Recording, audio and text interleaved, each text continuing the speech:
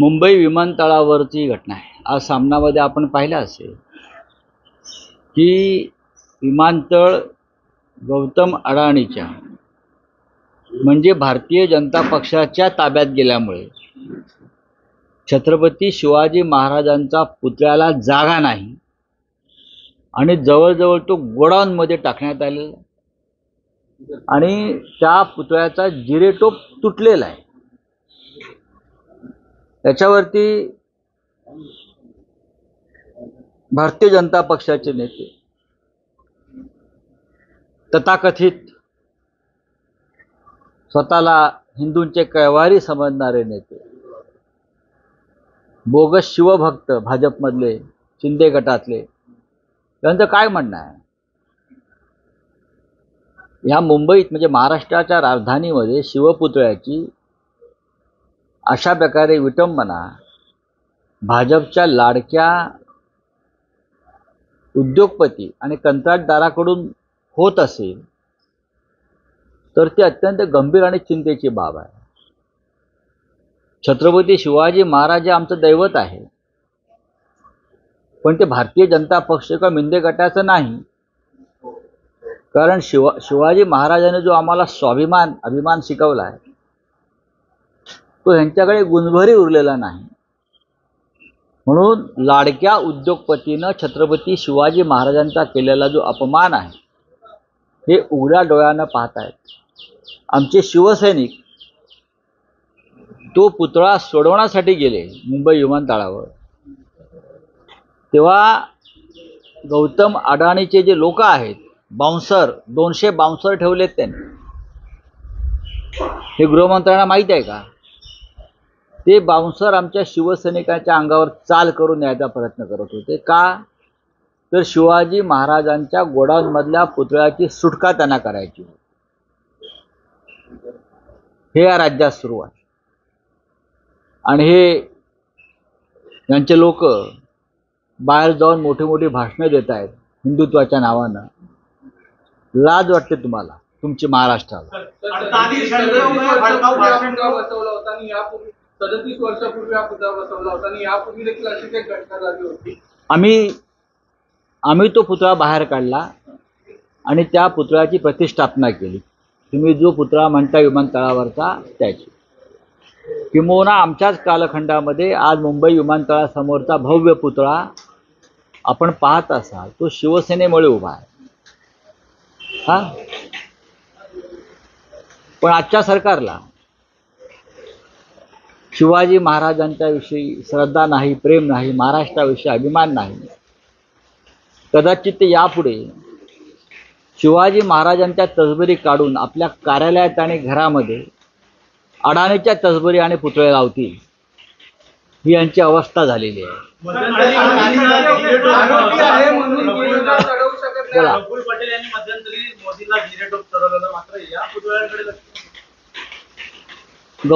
राज्यपाल कोश्यारी, प्रफुल्ल पटेल अशा अनेक लोकांनी महाराजांचा अपमान केला। हे सगळे भारतीय जनता पक्षाचे प्रोडक्ट आहे। शिवरायांचा अपमान करणारा प्रत्येक माणूस आज भारतीय जनता पक्षामध्ये आहे, हे लक्षात घ्या। याच्यावरून त्यांचं छत्रपतींचं प्रेम किती आहे हे तुम्ही पाहाल। मालवणच्या पुतळ्यासंदर्भात अद्यापही मुख्य आरोपींना अटक झालेली नाही। मालवणच्या पुतळ्यासंदर्भात अजूनही ठेकेदार असतील, शिल्पकार असतील, हे फरार नाहीत, तर हे वर्षा बंगल्यावर तर लपून बसलेले नाहीत ना। किंवा त्या शिल्पकाराचे फोटो ज्या चिल्ल्या पिल्ल्या टिल्ल्यांबरोबर आम्ही पाहतो आहोत त्यांनी तर त्यांना लपवलेलं नाही ना, ही आता लोकांच्या मनामध्ये शंका आहे।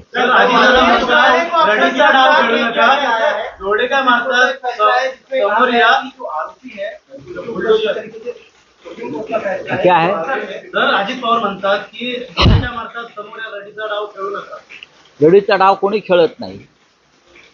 जो आपल्या काकांचा पक्ष आणि चिन्ह स्वतःचं कर्तृत्व नसताना फक्त मोदी आणि शहांचा ताकदीचा वापर करून पळवून नेतात, त्यांनी अशी भाषा वापरू नये।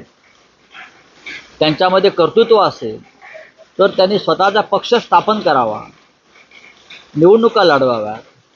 जे चोऱ्या माऱ्या करून राजकारणामध्ये आहेत, मग मिंध्या असतील किंवा अजितदादा असतील, त्यांच्या तोंडी अशी मर्दानगीची भाषा शोभत नाही. आरोपी आहे म्हणून